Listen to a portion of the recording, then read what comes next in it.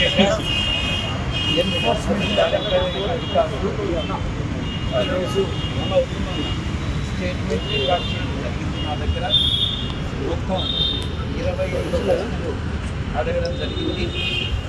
ఒక 6 గంటల పాటు విచారణ అన్నటువంటి కొనసాగింది.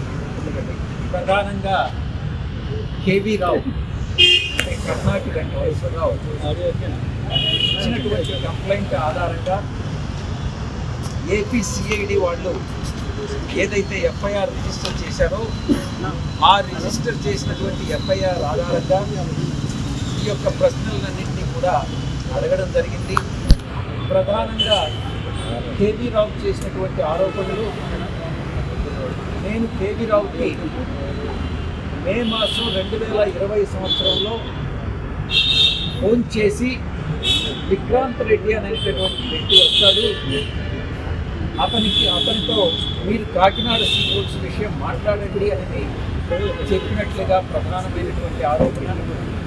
రెండవ ఆరోపణ, Ranganathan and company chartered accountants, Sridharan సంతానం చార్టెడ్ అకౌంటెంట్స్ ఈ 2 ఫోన్స్ని నా నామినీస్ కట్ట నేను ఫోరెన్సిక్ ఆడిట్ కోసంగా రికమెండ్ చేసినట్టుగా రెండవ ఆరోపణ కేవీ రావు చెప్పారు. ఈ విషయంగా ఎన్ఫోర్స్మెంట్ డైరెక్టరేట్ అధికారులు అడిగినప్పుడు నేను 4 విషయాలు వాళ్ళకి చెప్పడం జరిగింది. మొదటిది, ఇక శరత్ చంద్రారెడ్డికి నాకు ఉన్నటువంటి రిలేషన్షిప్, వ్యాపార పరంగా మాకు ఎటువంటి సంబంధాలు బాంధవ్యాలు లేవు. నేను ఒక రాజకీయ నాయకుడిని, వాళ్ళు వ్యాపారస్తులు.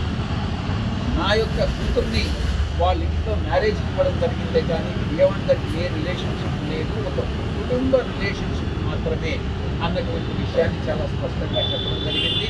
కాకినాడ సీ ఫుడ్ విషయం నాకు మొట్టమొదటి నుంచి ఇప్పటి వరకు మీరు సమ్మన్ చేసేంత వరకు కూడా, లుక్అవుట్ నోటీస్ ఇచ్చేంత వరకు కూడా నాకు తెలియదు అన్నటువంటి విషయాన్ని చాలా స్పష్టంగా చెప్పాను. ఇక లుక్అవుట్ విషయంకి వస్తే, ఈ యొక్క లుక్అవుట్ విషయం నేను ఢిల్లీ హైకోర్టులో ఛాలెంజ్ చేసినప్పుడు ఇమ్మిగ్రేషన్ అథారిటీస్ని అటు ఏపీసీఐడిని పార్టీగా చేయడం జరిగింది. ఇమ్మిగ్రేషన్ అథారిటీసు ఆర్గ్యుమెంట్ చేసేదానికి బదులుగా కోర్టులో ఏపీసీఐడి ఈ యొక్క కోర్టుకి జ్యూరిస్డిక్షన్ లేదు, ఏపీ హైకోర్టుకి ఆ పిటిషనర్ అప్రోచ్ కావాలి అన్నటువంటి ఆర్గ్యుమెంట్, వితండమైనటువంటి ఆర్గ్యుమెంట్ చేయడం జరిగింది. అప్పుడు జడ్జి గారు ఏపీసీఐడిని కూడా దీంట్లో పార్టీ చేసి ఏపీసీఐడికి సమ్మన్స్ ఇచ్చి జనవరి 15వ తారీఖు ఈ ఢిల్లీ హైకోర్టుకి ఎలా జ్యూరిస్డిక్షన్ లేదు అన్న దాని మీద నేను ఆర్గ్యుమెంట్స్ వింటాను, ఢిల్లీ హైకోర్టుకి జ్యూరిస్డిక్షన్ ఉంటే మేము అడిక్వేట్ ఆర్డర్స్ పాస్ చేస్తాము, తగినటువంటి ఆర్డర్స్ పాస్ చేస్తాము అన్నటువంటి విషయాన్ని చెప్పడం జరిగింది. ఇక కేవీ రావు విషయం, ఎందుకు ఈ ఆరోపణలు చేస్తున్నారన్నటువంటి విషయం నాకు తెలియదు. కేవీ రావు అనేటటువంటి వ్యక్తికి నాకు ఫ్రెండ్లీ రిలేషన్ కానీ అన్ఫ్రెండ్లీ రిలేషన్ కానీ లేదు. ఎక్కడైనా ఏదైనా మ్యారేజ్ ఫంక్షన్లో కానీ సోషల్ ఫంక్షన్లో కానీ కలిసి ఉండేటటువంటి అవకాశం ఉంటుంది. ప్రజాదర్బార్ లాంటి విషయంలో ఎంతోమంది ప్రజాప్రతినిధిగా నా దగ్గరికి వచ్చి అడిగినప్పుడు అధికారులకు ఫోన్ చేయమంటారు, లేకుంటే వ్యాపారవేత్తలకు ఫోన్ చేసి ఉద్యోగం అడుగుతారు. అలాంటివి కొన్ని కోకొల్లలు ప్రతిరోజు కూడా చాలామంది అప్రోచ్ అవుతూ ఉంటారు. ప్రతి ఒక్కరికి కూడా ఫోన్ చేయడం జరుగుతుంది. కాకినాడ సీ ఫుడ్స్ విషయంగా కేవీ రావుకి నేను ఎటువంటి ఫోను చేయలేదు, విక్రాంత్ రెడ్డిని పంపిస్తానని నేను చెప్పలేదు అన్నటువంటి విషయం చాలా స్పష్టంగా చెప్పడం జరిగింది. రెండవ విషయం, కేవీ రావు ఇచ్చినటువంటి కంప్లైంట్లో ఏదైనా వాస్తవాలు ఉన్నట్లయితే కేవీ రావు అన్నటువంటి దాంట్లోనే పేరులోనే కె వెంకటేశ్వరరావు అని ఉంది కాబట్టి ఆ యొక్క వెంకటేశ్వర స్వామి దేవదేవులైనటువంటి వెంకటేశ్వర స్వామి సమక్షంలో కేవీ రావుని తిరుమలకు రమ్మనండి, నేను కూడా తిరుమలకు వెళ్తాను, ఆయన ఇచ్చినటువంటి ఫిర్యాదులో అంశాలను కరెక్ట్ అని చెప్పి స్వామివారి ముందు చెప్పమని చెప్పండి.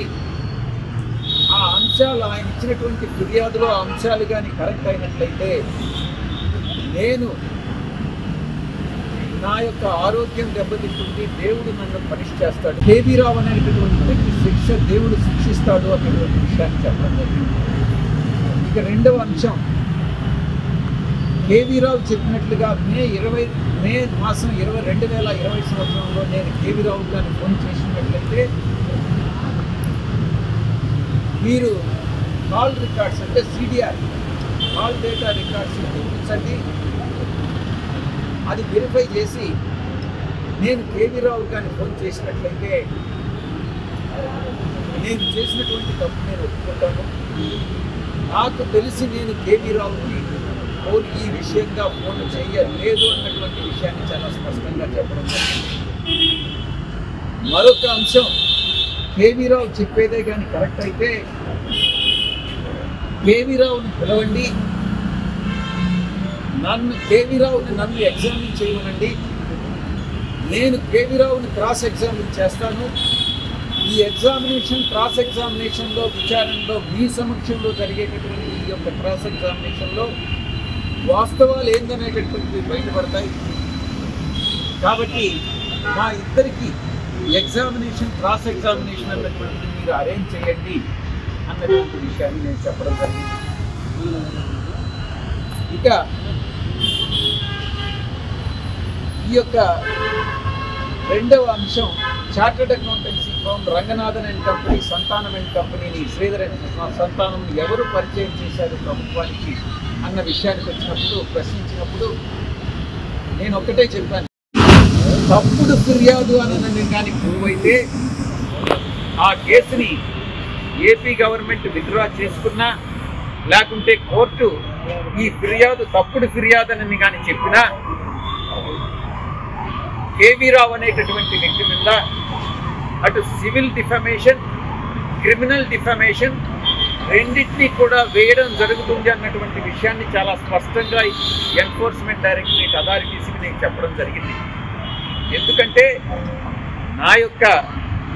నేను ఈ యొక్క దీంట్లో ఎటువంటి ప్రత్యక్షంగా కానీ పరోక్షంగా నా ఇన్వాల్వ్మెంట్ లేదు అని ప్రూవ్ చేసుకోవాలనంటే కేవీ రావు కింద డిఫమేషన్ వేయాలి అన్నటువంటి విషయాన్ని నిర్ణయానికి వచ్చి ఎన్ఫోర్స్మెంట్ అథారిటీస్ కూడా నేను ఇంటిమేషన్ ఇవ్వడం జరిగింది, నేను చెప్పడం జరిగింది. ఎన్ఫోర్స్మెంట్ అథారిటీస్ ఇంకొక అడుగు ముందుకేసి గతంలో 22 సంవత్సరాల క్రితం యూఐ క్యాపిటల్ అన్నటువంటిది సండూర్ పవర్లో ఇన్వెస్ట్ చేసినటువంటి కేసు ఇంకా అపరిష్కృత. ఈ యొక్క కాకినాడ సీపోర్ట్స్ వ్యవహారానికి, షేర్ ట్రాన్స్ఫర్ విషయానికి నాకు ఎటువంటి సంబంధం ప్రత్యక్షంగా కానీ పరోక్షంగా కానీ నాకు లేదు అన్న విషయాన్ని చాలా స్పష్టంగా చెప్పడం జరిగింది. ఎన్ఫోర్స్మెంట్ అథారిటీస్ చెప్పారంటే మీకు అటువంటి సంబంధం లేనప్పుడు ఫిర్యాదుదారు ఎలా ఫిర్యాదు చేస్తారు? ఏదో ఒక రకమైనటువంటి సంబంధం ఉంటేనే కదా ఆ ఫిర్యాదు వస్తుంది. ఒక ఫిర్యాదుదారుడు ఫిర్యాదు చేసినప్పుడు ఇనీషియల్ బోనస్ బాధ్యత, దాన్ని రివర్ట్ చేసేటటువంటి బాధ్యత మీ మీద ఉంటుంది కదా. మీరు దాన్ని ఎలా సంజాయిషి ఇస్తారు? ఆ బాధ్యతను మీరు ఎలా బయటపడతారు? ఆ ఇనీషియల్ బోనస్ అన్నదాన్ని మీరు ఎలా డిశ్చార్జ్ చేస్తారు అన్నటువంటి విషయాన్ని ప్రశ్నించడం జరిగింది. దానికి నేను ఒక్కటే చెప్పాను, గవర్నమెంట్లో నేను ఒక ఎంపీని, సాధారణమైనటువంటి ఎంపీని, ప్రభుత్వంలో జరిగేవన్నీ నాకు తెలియదు. ఈ యొక్క ఫోరెన్సిక్ ఆడిటర్స్గా Ranganathan and company, Sridhar and Santhanam వాళ్ళు ఇచ్చినటువంటి రిపోర్ట్స్ మీకు తెలుసా అన్నప్పుడు వాళ్ళని ఎవరైతే అపాయింట్ చేసి ఉంటారో అది ఎవరైనా కావచ్చు, ప్రిన్సిపల్ సెక్రటరీ కావచ్చు, చీఫ్ సెక్రటరీ కావచ్చు, ప్రభుత్వం ఎలా అపాయింట్ చేసింది, ఎవరు అపాయింట్ చేశారో వాళ్ళని అడిగితే ఈ యొక్క విషయం తెలుస్తుంది. నన్ను అడిగితే నాకు తెలియదు. మీరు ఎవరైతే సంబంధిత అధికారుల్లో వాళ్ళని మీరు ప్రశ్నించినట్లయితే వాళ్ళకి తెలుస్తుంది. ఈ రకంగా ఇనీషియల్ బోనస్ ఏదైతే మీరు చెప్తున్నారో నా మీద ఉందన్నటువంటి విషయాన్ని అక్కడికి తీసుకెళ్ళి చెప్పినటువంటి అబద్ధాలకి అతను ఫలితం అనుభవించాలి, చేయాలి అన్నటువంటి విషయాన్ని తప్పకుండా నేను నిర్ణయించాను. మళ్ళీ పిలిచారా సార్? మళ్ళీ తిరిగి పిలవలేదు. ఈ విషయంగా పెద్దగా ప్రశ్నించేది ఉండదనే నేను విశ్రాంత్ రెడ్డి మీకు తెలియదు అంటున్నారు. విశ్రాంత్ రెడ్డి పేర్లు బదలాయించారు, తప్పదు. ఏ పేపర్ ఏ పేపర్ చదివిస్తారు బిగ్ టీవీ ఫస్ట్ వక్రీకరించు. వక్రీకరించేది కాదు సార్, మేము అడుగుతున్నాం మీరు ఏ పేపర్ అంటే పేపర్ అయితేనే మీరు సమాధానం చెప్తారండి. నువ్వు అడిగిన దానికి జవాబు చెప్పను. నువ్వు ఫస్ట్ అడిగింది ఏంటి? విక్రాంత్ రెడ్డి నీకు తెలియదని చెప్పావు. నేను అట్లా చెప్పలా, అబద్ధాలు చెప్పాలి. విక్రాంత్ రెడ్డికి పేరు బట్లాంటి నువ్వు బిగ్ టీవీ అయినా స్మాల్ టీవీ అయినా నాకు అనవసరం. నువ్వు అడిగేది ప్రశ్న నువ్వు సరిగా అడిగితే నేను జవాబు చెప్తాను. నేను ఒకటే చెప్పాను, సుబ్బారెడ్డి కానీ విక్రాంత్ రెడ్డికి నాకు లావాదేవీలు లేవు, వ్యాపార లావాదేవీలు లేవు. నేను వాళ్ళు తెలియదని చెప్పాలి. మేమందరం ఒకే పార్టీలో ఉన్నాం. ఎప్పుడైనా కూడా నువ్వు ఒక జర్నలిస్ట్గా నీ యొక్క బాధ్యతను మర్చిపోవాలి. బిగ్ టీవీ కానీ స్మాల్ టీవీ కానీ మీడియం టీవీ కానీ నాకు అనవసరం. Next sir, are you going to quash this case? I have already explained to you that an appropriate time depends upon the way the case is progressing. I will take the legal route. Thank you very much. Why only Vijay Sai Reddy garu is being targeted, sir? దాని గురించి నేను ఒకటే చెప్పాను.